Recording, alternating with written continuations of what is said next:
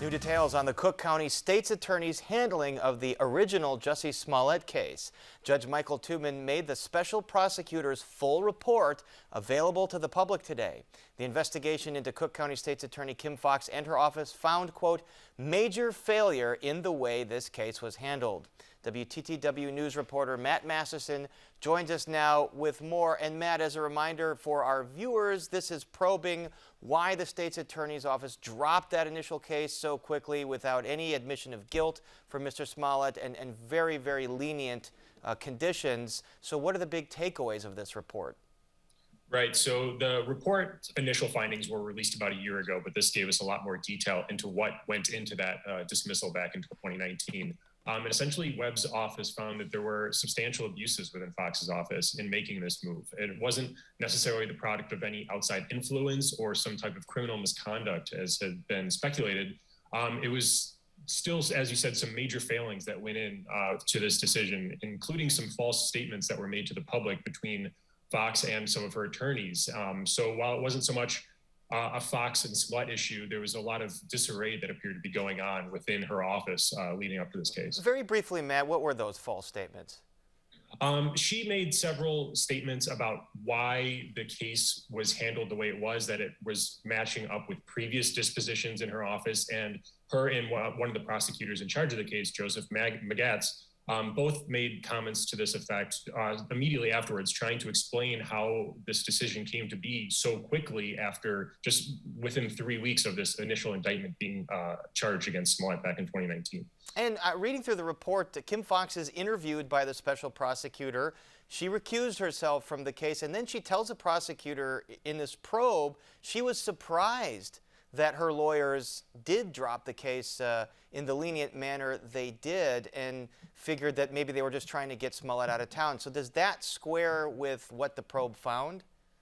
Well, she has repeatedly said that she had initially recused herself, informally recused herself from the case. So she said that she stepped away and left the case up to the prosecutors, her other assistant state's attorneys who were handling this case. Though what the report did find was that she was getting constant updates about this case from other attorneys in the office. And that doesn't necessarily track with the statement that she was surprised, because she was getting updates so often, which the report also found was surprising to other attorneys in the office, that she would recuse herself but still be getting these updates as regularly as she was. So this probe, as it did a year ago, doesn't find any criminal wrongdoing with the state's attorney's office, but a major ethics violation. So is there more scrutiny now on Kim Foxx in the state's attorney's office as a result of what was released today? There certainly could be. As you said, this didn't lead to any sort of criminal charges that Webb recommended against Foxx or anyone in the office.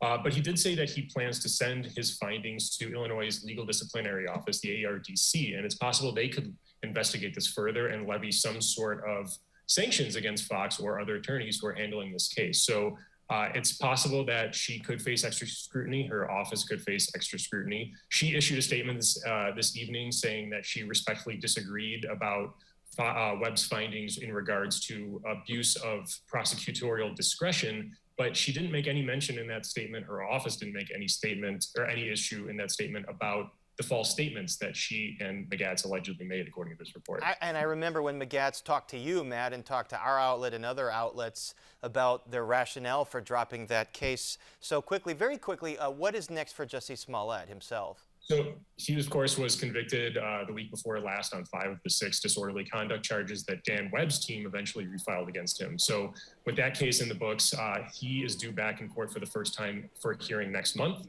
And at that point or sometime later, there's going to be a scheduling hearing set, which will happen sometime next year. All right, still more to follow here. Matt, thank you so much. Thanks, Paris. And a programming note, we will be joined by Special Prosecutor Dan Webb for a one-on-one on tomorrow's program. And you can read Matt's full story on our website, where you can find a link to the report. It's all at WTTW.com/news.